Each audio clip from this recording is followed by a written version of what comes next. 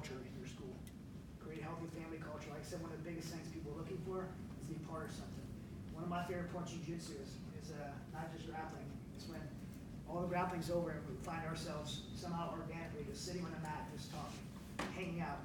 Everything's over and we're like, oh man, we've been here 30 minutes just talking.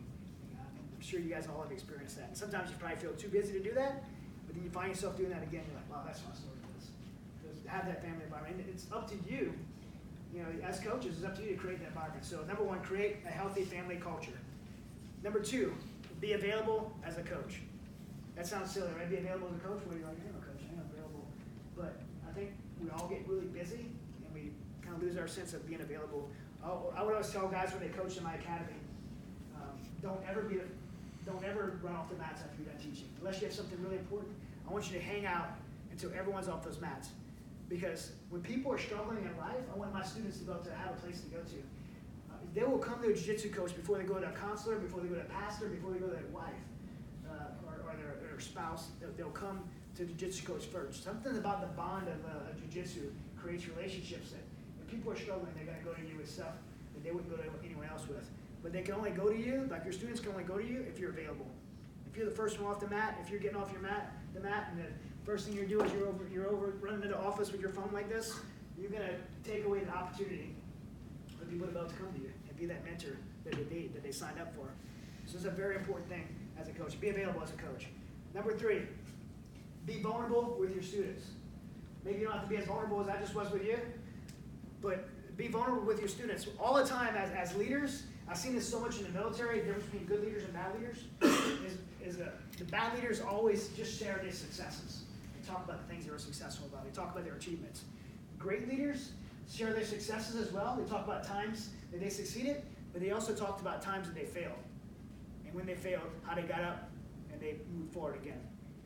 And I think as coaches, sometimes we want to put a persona that we have achieved all these things, but we don't talk about our failures. And times that it was hard, and we fell down on our face, and we got back up, and we did it again. People need to hear that. People need to be coached that way and mentored that way. And we all have enough failures, but we all have enough failures in our life to share. And we all probably learn some lessons from it. So create some lessons that you pass on to your students. One of the things people always ask me, like, hey, how can you help someone struggling like PTSD? How do you get them to talk about their problems? Well, first you talk about yours. No one's going to come up and open up about stuff that they're struggling with in their life if you're not going to do that first. You're not going to feel safe to do that. But if you demonstrate vulnerability, demonstrate transparency, and you're the person willing to do that, you're able to talk about some of the things that you struggle with, then people will talk to you about things they're struggling with. So be vulnerable with your students. Number four, be a leader worth following. By nature, if you own a school and you open a school and you start teaching, you're a leader. Doesn't mean you're a good leader. You're a leader, right? Everybody on this planet's a leader. Someone's following you. What direction they're following you, that's up to you. They're following you somewhere good or somewhere bad, that's up to you. I think a good litmus test, a good question to ask yourself, if the people in your life that you care about would follow your example by the life you're living right now. If your wife, your children, your husband, the people you're responsible for, and the people you love, if they would live their life the way you live in yours right now, would they end up in a place that you're proud of? Like, that's a good question to ask yourself. Be a leader worth following. Which direction, people are following which direction you're going. And are they going to a place that you want to lead them to? Because the life you're living, when you're leading, people are going to follow you anyway. So number four, be a leader worth following. Number five, last one,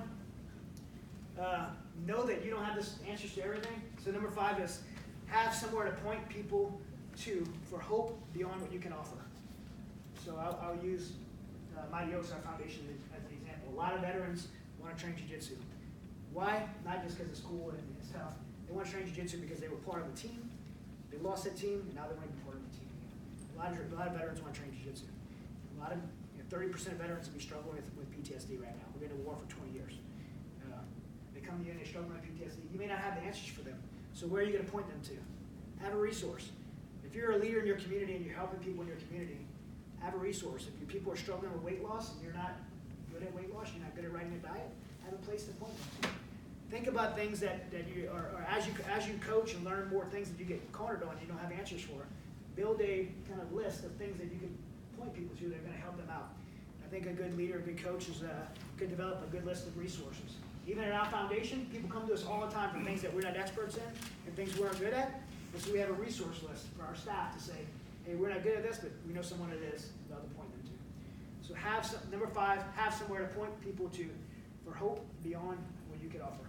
So the 5 things that I thought that'd be good to share with you as coaches, and I hope that's valuable to you. I have before I finish,